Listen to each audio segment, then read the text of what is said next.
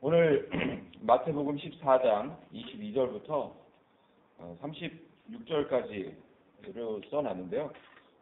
너무 잘 알아도 너무 잘 아는, 흔히 말하는 오병이어 기적의 사건이 등장하는 부분입니다. 한번 같이 읽어보고 우리가 중요하게 성경을 읽으면서 교회 다녀요? 이전에? 오케이. 교회를 다니면서 성경을 듣다가 또는 성경을 읽다가 우리 눈에 확 부각되었던 것들이 어떻게 성경을 또 다르게 잘 이해를 해보다 보면 그냥 읽었을 때 굉장히 부각되던 것들이 부각되지 말아야 되는 내용일 수도 있다는 말이에요. 그리고 오늘 오병이어 기적이라는 사건이 등장하는 부분을 읽어보고요.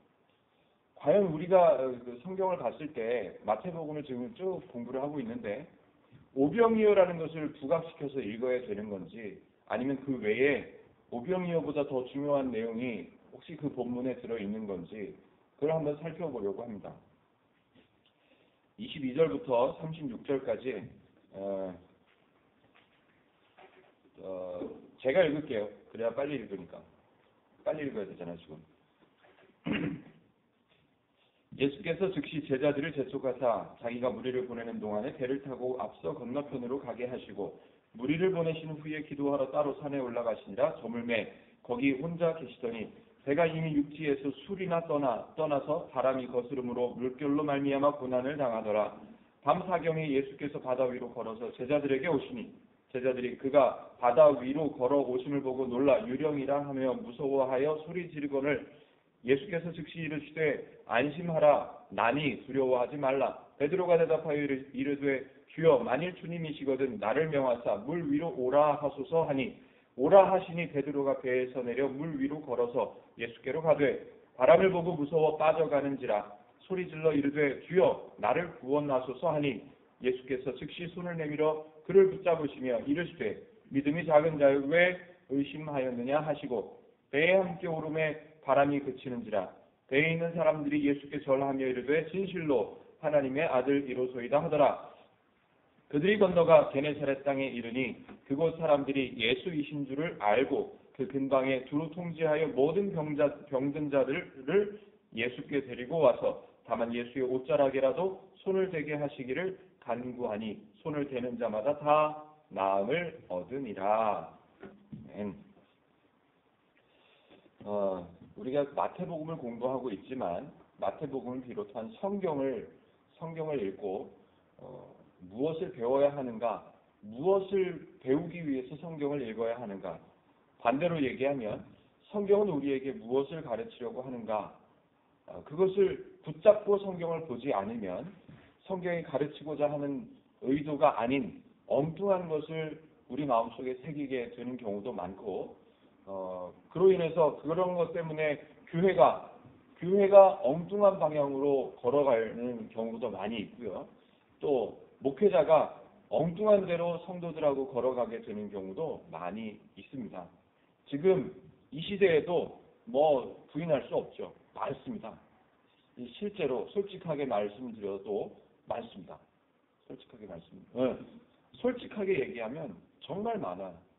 제가 부목사로 사역하면서 있었던 교회들에서도 너무 많은 모습들을 봐서 안타까움이 많았죠. 성도분들을 엉뚱한 데로 데리고 가는 목회자의 모습도 많이 봤고, 그래서 교회를 시작하고 싶다는 은근한 기대를 하게 된 이유도 거기에서도 하나 있습니다. 성도분들을 성경으로 잘 가르치거나 인도하지 못하고 성경을 도구로 삼아서 자기가 원하는 대로 데리고 가는 그런 목회자들의 모습들도 보고 나는 저런 모습이 아닌 목회를 한번 해보면 좋겠다라는 은근한 기대감을 갖고 있었죠. 성경에서 가르쳐주고자 하는 내용은 하나님입니다. 하나님이 어떤 분이시냐, 하나님이 사람을 향해서 어떤 마음을 갖고 계신가, 그것을 가르쳐주기를 원하시는 거죠.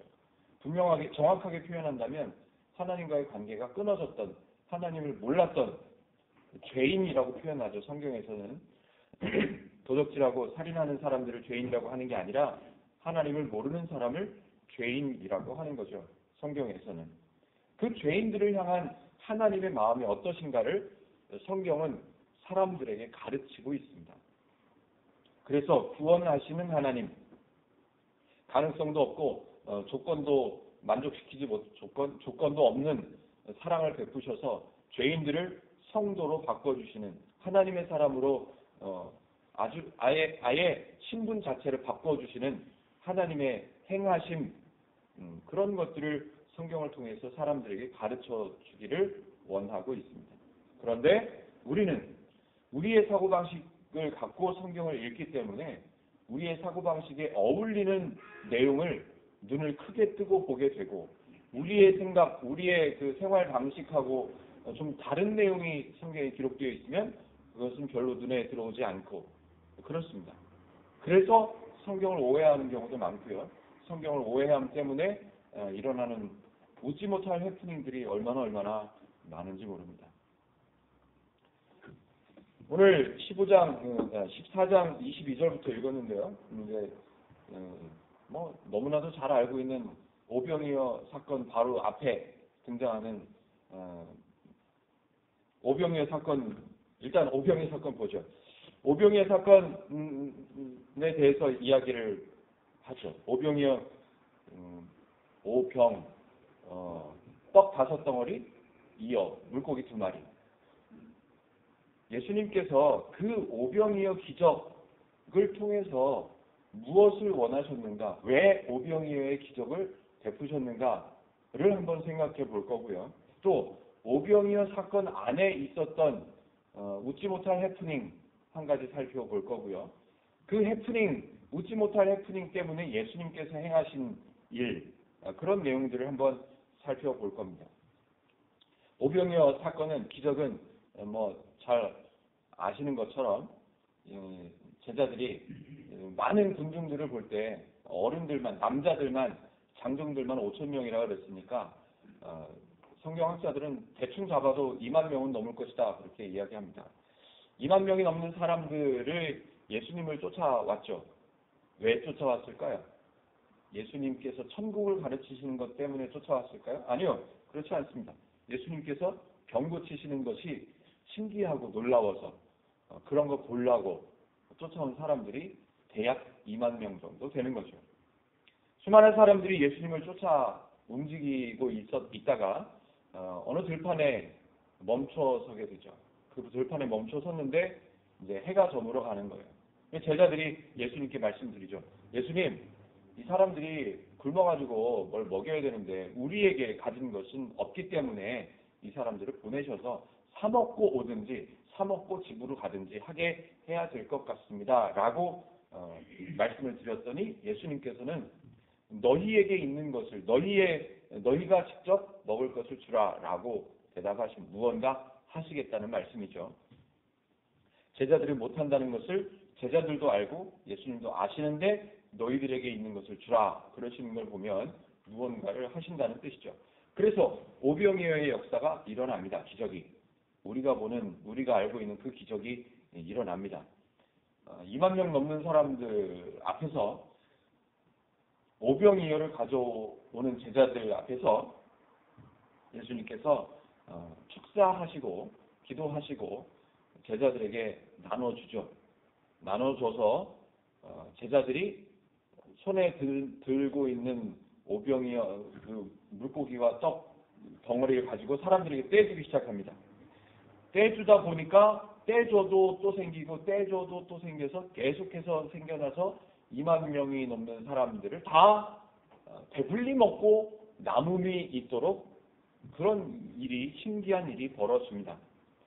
그 영화에서도 굉장히 이 웅장한 음악과 함께 막 화면이 막 움직이면서 막 다이나믹하게 막 나눠주는 장면들이 등장했습니다.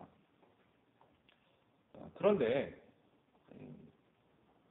오병이어의 기적이 중요한 게 아니라 오병이어의 기적 외에 다른 것이 중요하게 여겨지는 예수님의 마음을 한번 생각해 보자는 거죠. 예수님께서 지금 복음을 전하고 계십니다. 병자들을 치료하는 것도 수단이라고 그랬습니다. 사람들을 많이 불러 모아서 천국을 가르치고 하나님을 가르치기 위한 수단으로 병 고치는 일을 행하셨다라고 마태복음 전반부에서 살펴봤었습니다. 그렇다면 예수님께서 오병이어의 기적을 2만 명이 넘는 사람들 앞에서 베푸신 이유는 오병이어의 기적을 베풀면서 야, 나한테 이런 능력도 있다라는 것을 강조하시기 위해서 행하실 리가 없다는 것을 우리는 알아야 된다는 거예요. 이야, 오병이어의 기적을 행하셨다. 예수님 능력 좋으시다. 이야, 이런 기적도 베푸시는구나. 이런 능력도 있으시구나. 라는 데 주안점을 두면 안 된다는 거죠. 그렇다면 첫 번째, 예수님께서 왜 오병이어를 가지고 2만 명이 넘는 사람들을 배부르게 먹을 수 있도록 행하셨을까? 중요한 것은 사람들이 향하신 긍휼한 마음이 있기 때문에 그렇다는 거예요. 사람들을 불쌍히 여기시는 마음이 있으셔서 오병이어를 가지고 지금 현재 갖고 있는 것을 가지고 예수님께서 배부르게 먹을 수 있도록 행하셨습니다. 사람들은 달라고 하지 않았지만 예수님은 주셨습니다. 왜냐하면 예수님, 우리가 믿고 있는 그 하나님은 우리의 필요를 아시고 우리가 요청하기 전에 먼저 주시는 분이 하나님이십니다. 예를 들면 우리가 구원을 달라고 요청한 적이 없습니다. 이스라엘 백성들이 살려달라고 아니면 신약시대에 있는 많은 사람들이 죄인들이 하나님 저를 죄인이 아닌 성도가 되도록 허락해 주세요. 도와주세요. 능력을 베풀어 주세요. 구원해 주세요. 라고 요청하는 장면이 어디에서 등장하지 않습니다. 그런데 하나님은 사람들을 보시고 필요를 아셔서 먼저 이 땅에 태어나 주시고 십자가의 계획을 완성하십니다. 사람들의 필요가 있다면 하나님은 먼저 행하시는 분이십니다. 달라고 때를 써야 주시는 분이 아니라 우리에게 필요하다면 하나님께서는 먼저 주시는 분이라는 것을 기억하시기 바랍니다. 오병이어 사람들에게 필요해서 예수님이 먼저 행해 주신 것뿐입니다. 예수님께서 배고파하는 사람들을 먹여주신 것뿐입니다. 아파하는 병자들을 고쳐주시는 것뿐이에요. 예수님께서 하고 싶으신 더 중요하고 더 유일한 더 큰 목적은 천국을 가르치시고 하나님을 전해 주시는 일입니다. 마태복음을 공부하면서는 그 목적을 놓치면 안 됩니다. 예수님께서 우리에게 하나님을 가르쳐 주시고 복음을 전해 주셔서 죄인이 성도가 된다는 것을 깨닫게 할 수 있는 그런 복음서라는 것을 우리는 놓치면 안 됩니다. 만약에 그 목적을 놓쳐버리면 이상한 데로 가는 거예요. 예수님께서도 병을 고치셨다고 이리 오라고 환자들은 오라고 내가 병을 고쳐주는 은사를 갖고 있다고 그래서 사람들을 현혹시키기도 하고 하나님의 목적 아닌 다른 목적을 가르치는 경우가 많다는 거죠. 병을 고치는 사람이 목사 아니면 어떤 특별한 사람이 있으면 그쪽으로 몰려가는 것이 당연한 것처럼 여겨지는 그런 웃지 못할 해프닝이 지금도 벌어지고 있습니다. 왜? 성경을 바르게 보지 못해서. 그래서 어쨌든 그런 기적들이 일어났습니다. 22절 오늘 읽었던 그 22절 앞부분에 있었던 기적입니다. 아주 신기하고 놀라운 기적이었습니다. 오병이어를 가지고 2만 명이 넘는 사람들을 배부르게 먹게 하시고 또 남은 것들을 모아보니까 바구니에 12개나 담았다. 12바구니를 차게 거두었다라고 말하고 있습니다. 그 다음 장면부터 한번 생각해 보십시다. 예수께서 즉시 제자들을 재촉하사 자기가 무리를 보내는 동안에 배를 타고 앞서 건너편으로 가게 하시고 22절을 잘 이해하셨으면 좋겠습니다. 보세요. 2만 명 상상을 해보세요. 2만 명 들판에 2만 명이 왔어요. 2만 명으로 생각을 해봅시다. 예수님은 한 분이시고 제자들이 몇 명이 이제 주변에 있고 바로 옆에 있고 2만 명이 깔려 있습니다. 2만 명이 깔려 있는데 예수님께서 기도를 한번 하셨어요. 오병이어를 들고 기도를 한번 하셨어요. 몇 사람이나 그 장면을 봤을까요? 2만 명 중에 몇 사람이나 그 장면을 보고 들었을까요? 주변에 있는 제자들 물론 봤겠죠. 그리고 소리가 갈 수 있는 정도 거리에 있는, 아니면 이렇게 앞사람 어깨나 머리 위로 볼 수 있는 사람 정도? 넉넉 잡아봐야 100명, 200명? 뭐 특별한 성대를 갖고 계셔서 조금 더 크다 그래봐야, 아무리 많이 잡아봐야 500명? 예를 들어 500명이라고 생각해 봅시다. 2만 명 중에 500명이 예수님께서 기도하시는 소리를 듣고 오병이어를 가지고, 조그마한 걸 가지고 기도하시는 모습을 봤어요. 그리고 나서 제자들의 손에 바구니가 들리더니 제자들이 이렇게 여러 파트로 나눠져서 막 나눠주는데 이상하게 계속 나눠져요. 그러면 500명 정도는 신기해야 할 수 있습니다. 이야, 예수님이 저분이 기도하시니까 조금이었었는데 나눠주다 보니까 나한테까지 이렇게 오네? 라고 신기해할 수 있습니다. 원인을 예수님의 기도라고 생각할 수 있는 인원이 500명, 넉넉 잡아서 500명. 나머지 19,500명. 예수님이 기도를 했는지, 오병이어로 시작한 건지 모릅니다. 몰라요. 근데 그 사람들의 눈에 보이고 그 사람들 손에 떡과 물고기를 건네주는 사람은 누구? 제자들이 갖고 있는 바구니에서 계속 뜯어주는데 저 정도 사이즈의 바구니면 내 옆에 한 대여섯 명 주면 없겠다 생각하는데 6명, 7명, 9명, 10명까지 나눠주고 있는 장면을 보면 사람들이 19,500명의 사람들이 딱 그 장면을 경험하고 이렇게 받아보고 바라봤을 때 누구의 능력이라고 생각할까요? 저 사람 능력이 대단하다라고 생각할 대상이 누굴까요? 제자들이에요, 제자들.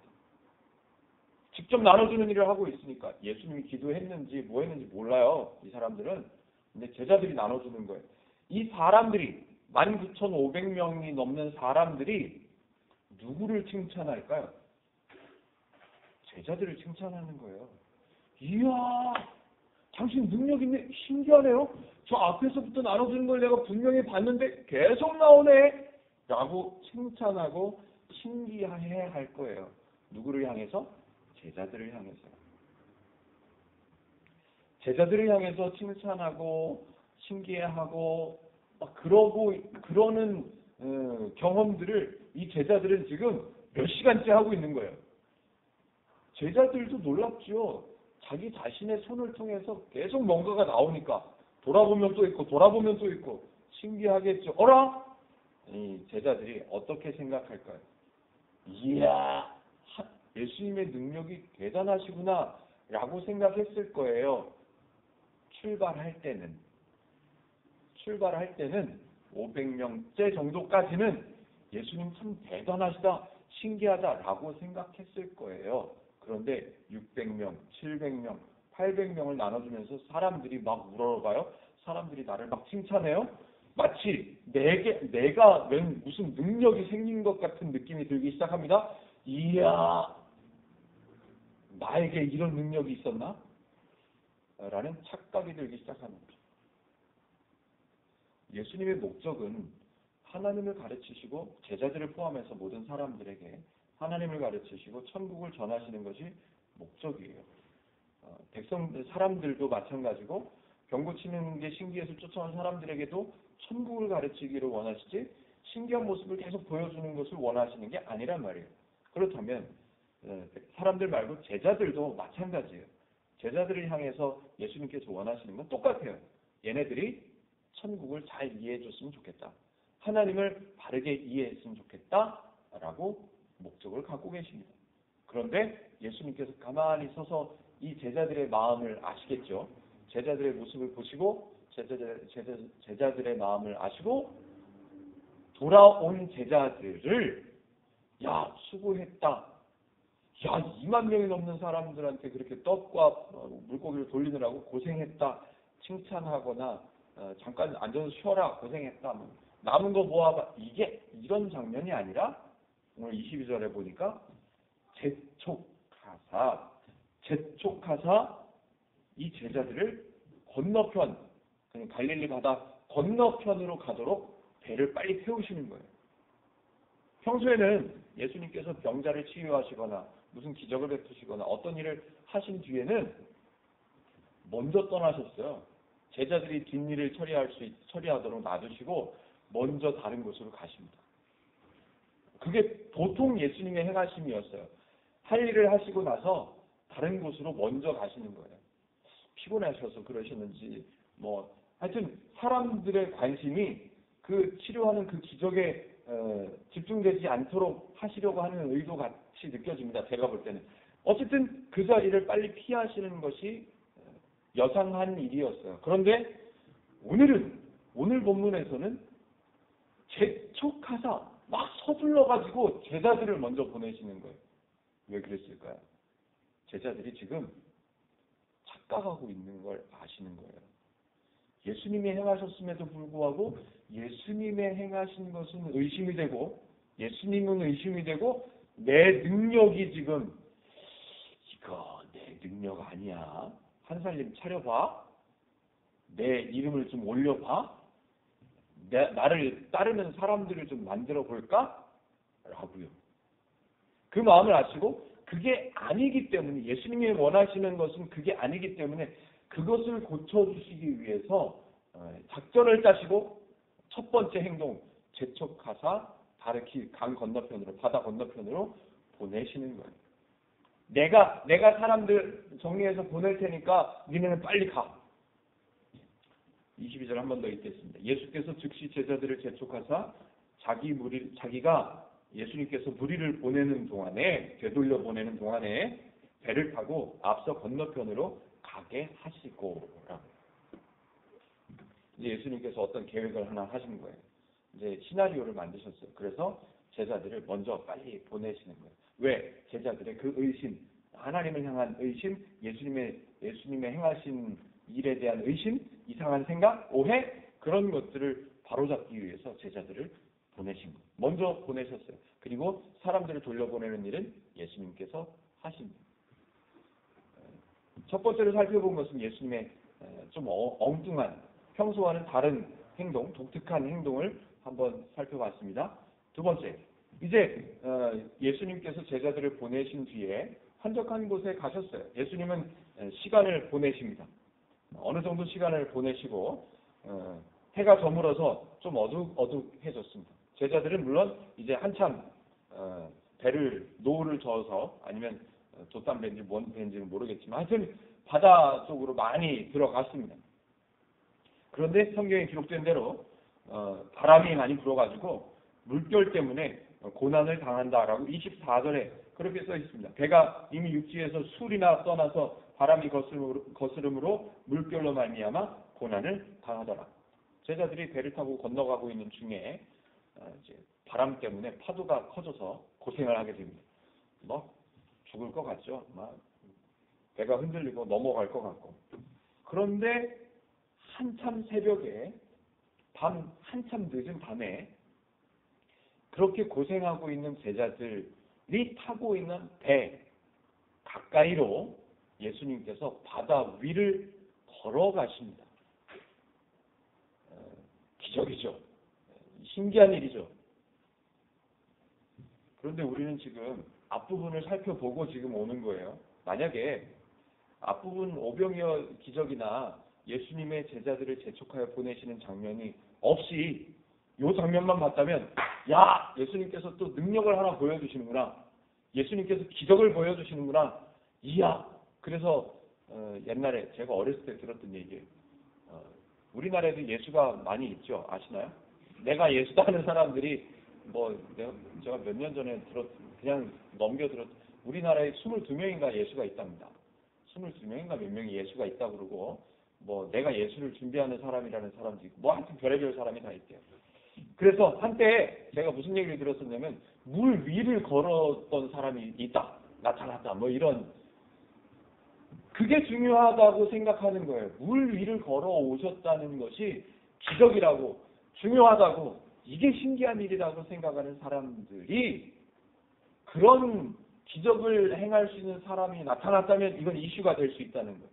근데 성경에서 예수님의 의도하심, 예수님의 목적을 안다면, 물 위를 걸어오신 것은 예수님께서 자연스럽게 아주 편안하게 그냥 아무것도 아닌 듯이 하실 수 있는 일 중에 하나예요.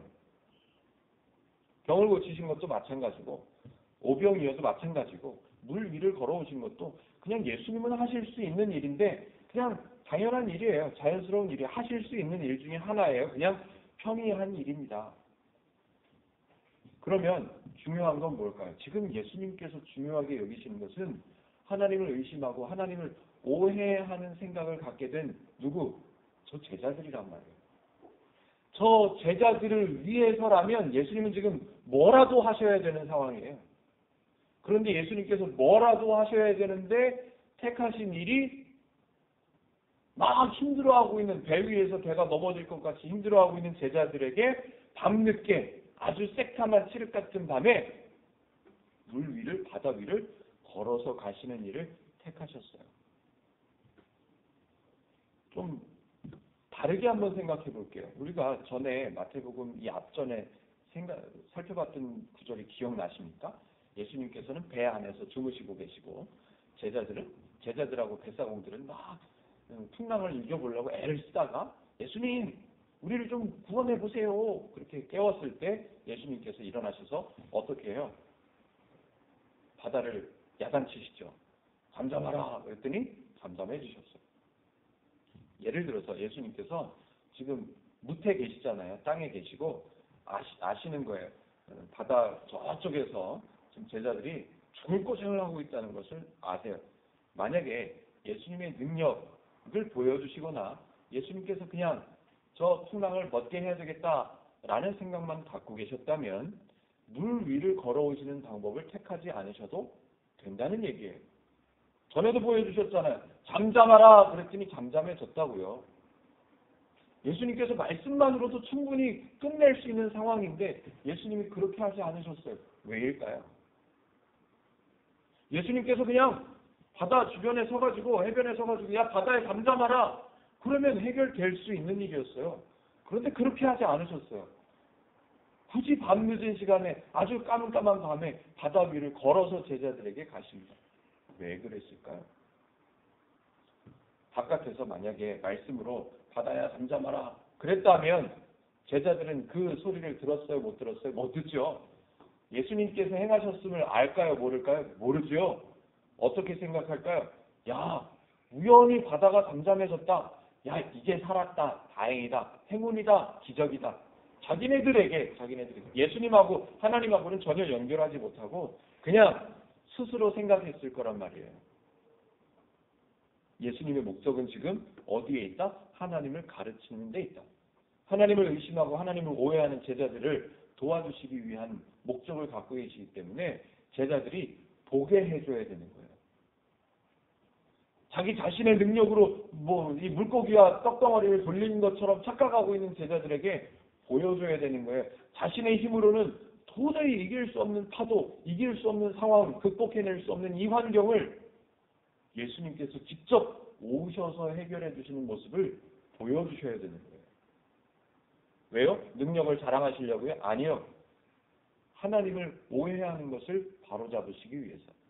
너네들에게 능력이 있는 게 아니라 하나님의 능력이다라는 것을 보여주시기 위해서요. 이 제자들이 조금 전에 드렸던 얘기인데요. 이 제자들이 도와달라고 요청했습니까? 아니요. 이 제자들이 예수님 좀 와주세요 기도했습니까? 아니요. 제자들에게 도움이 필요하다는 것을 누가 먼저 아시고? 예수님께서 먼저 아시고 예수님께서 오시는 거예요. 말씀드렸지만 다시 한번요.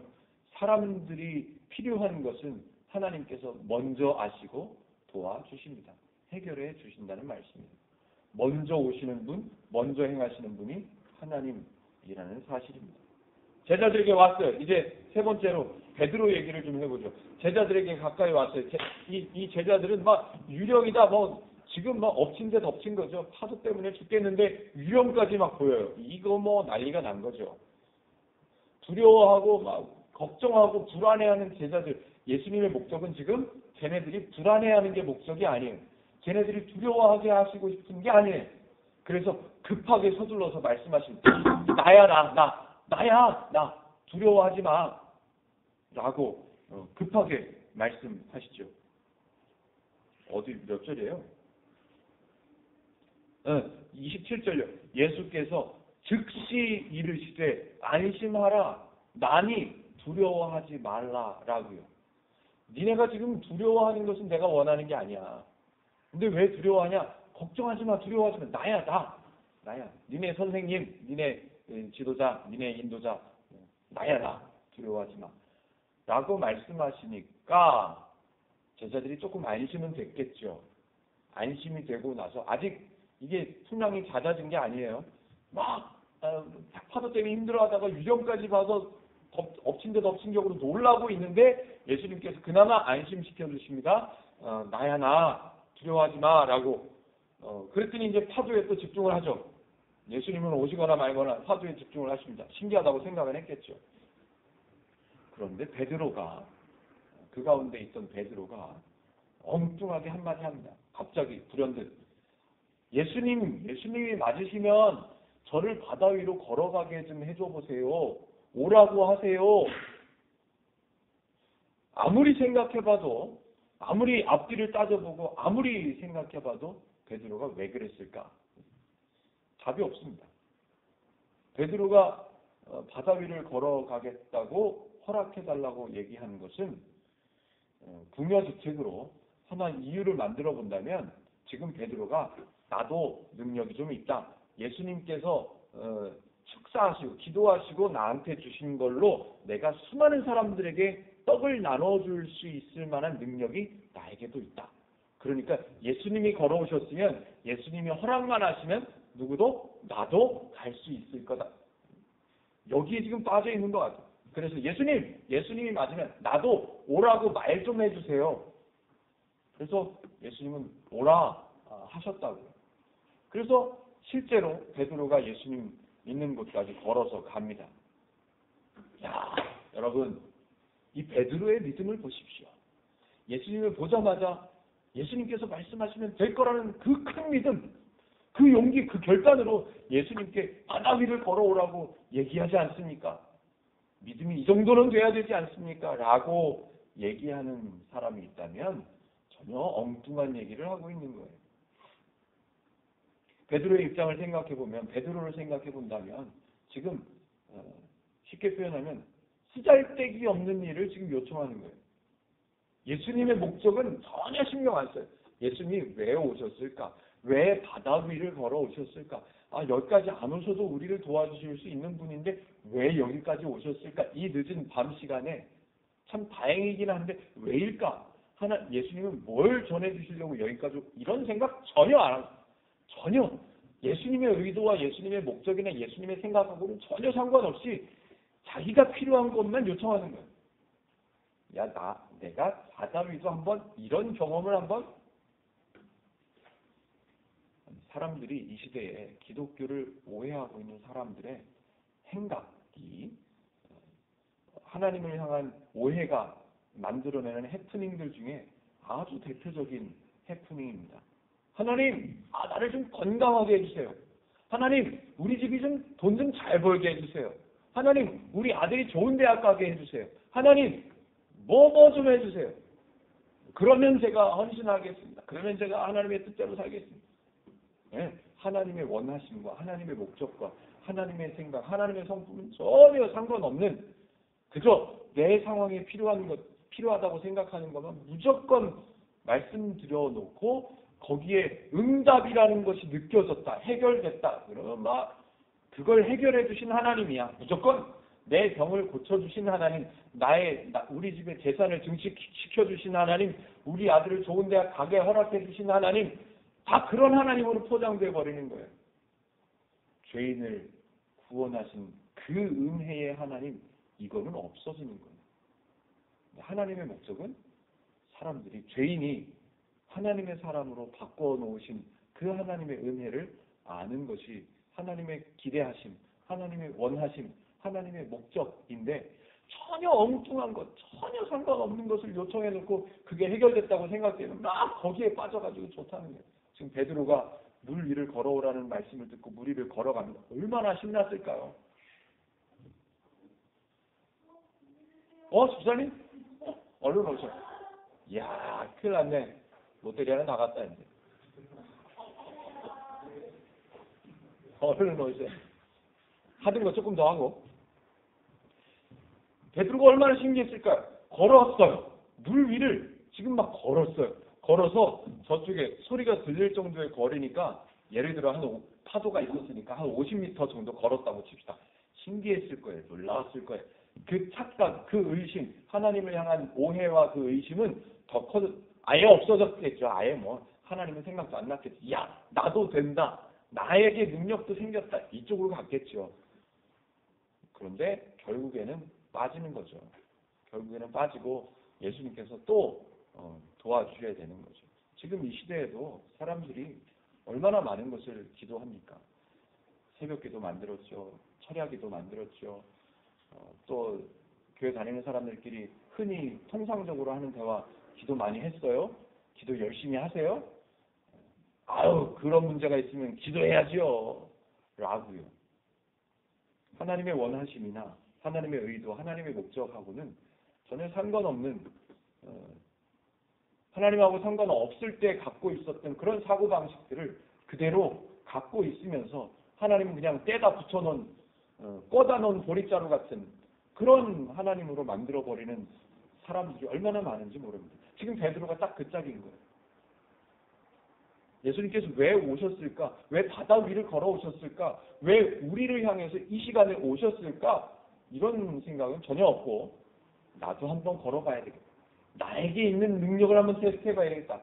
한마디만 하시면 나도 한번 그쪽으로 가는 거예요.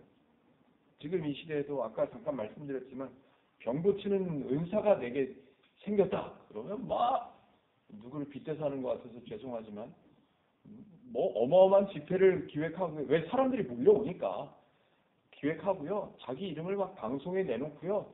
인터넷에 막 도배를 해놓고요. 책을 만들어가지고 써내고요.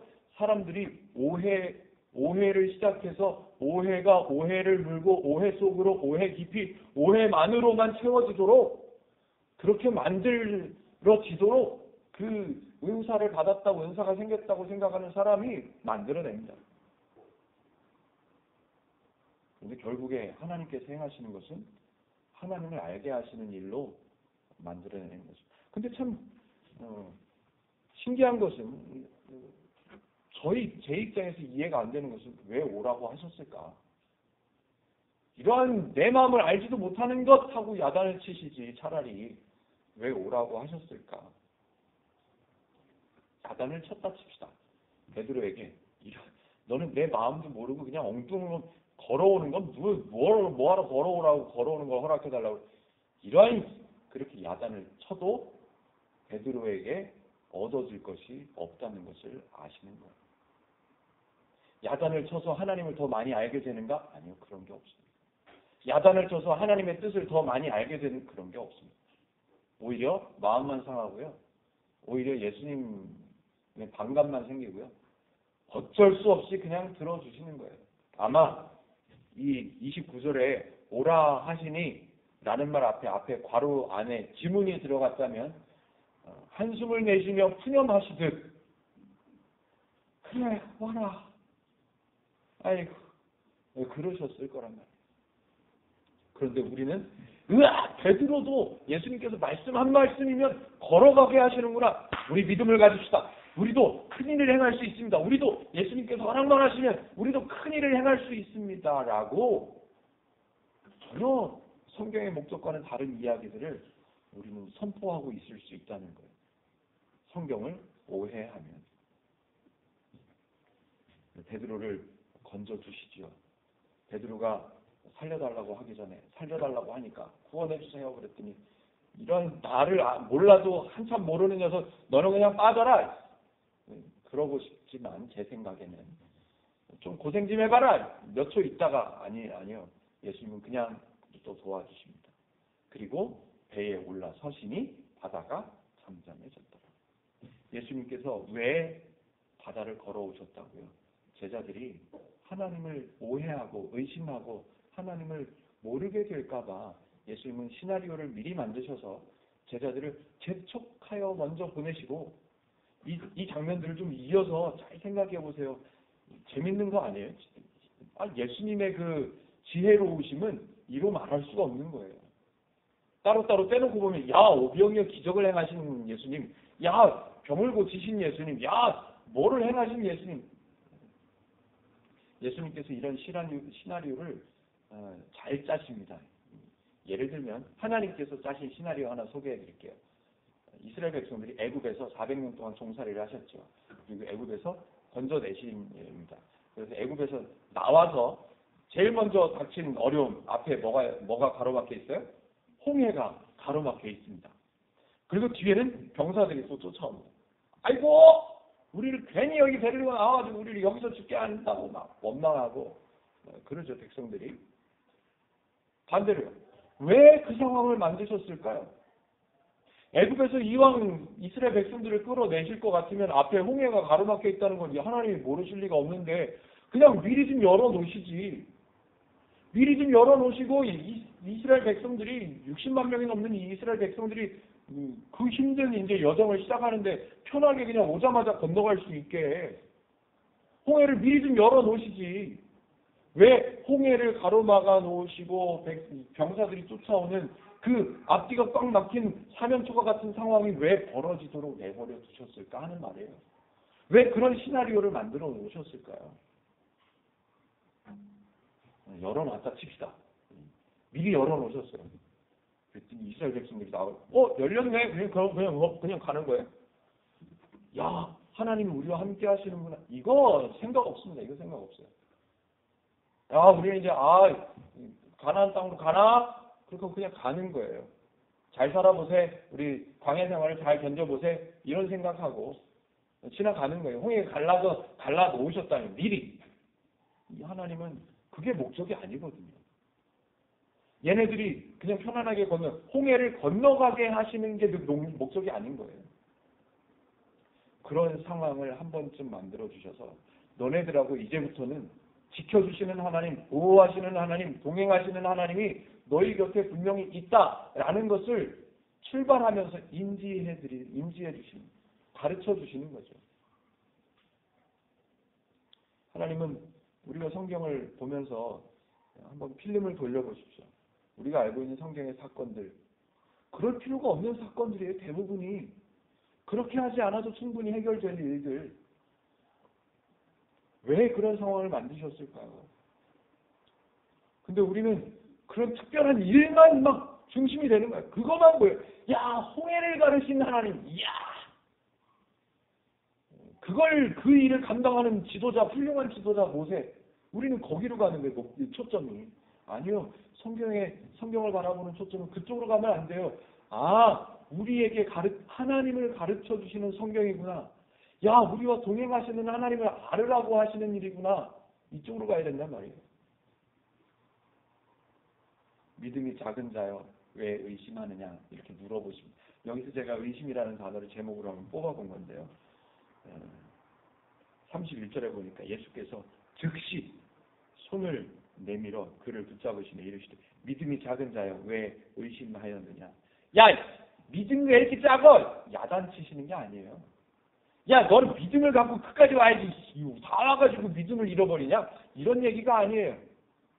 왜 너는 지금 오병이어에서도 그랬고 왜 지금도 네 능력으로 생각하려고 그러고 하나님을 의심하냐? 하나님을 오해하냐? 왜? 너는 믿음이 있잖아. 작은 믿음이라도 있잖아. 나하고 다니면서 봤잖아. 들었잖아. 오해하지 마. 의심하지 마. 하나님을 좀 알아. 내 목적을 좀 알아. 그 얘기를 하시는 거예요.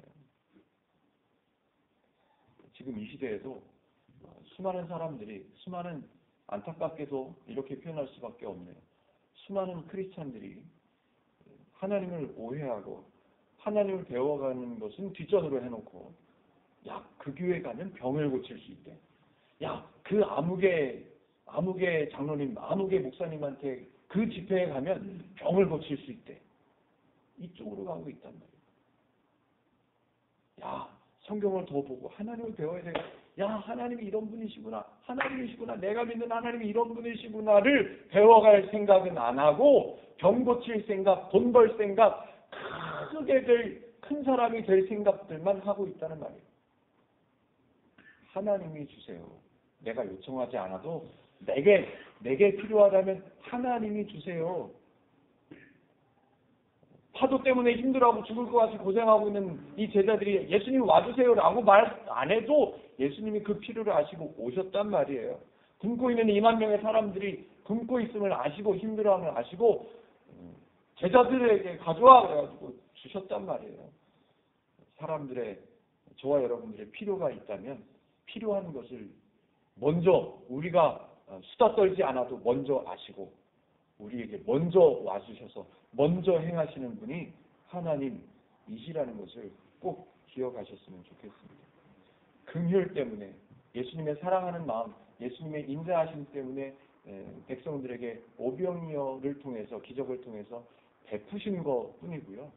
그 베푸는 일들, 이 과정 중에 제자들의 의심, 제자들의 오해, 그것을 고쳐주시기 위해서 재촉해서 빨리 보내시고 바다 위로 걸어가시는 일을 하신 거예요. 예수님의 목적은 이 사람들이, 또 제자들이 하나님을 바르게 알고 하나님을 더 많이 알아서 기쁘게 풍성하게 하나님과 동행하는 삶을 살아가기를 원하시고 계시다는 사실이죠. 저와 여러분들도 행복누림교회에서 성경을 배워가시면서 성도의 삶을, 하나님께서 동행하시는 풍성한 행복한 삶을 살아가시기를 바랍니다.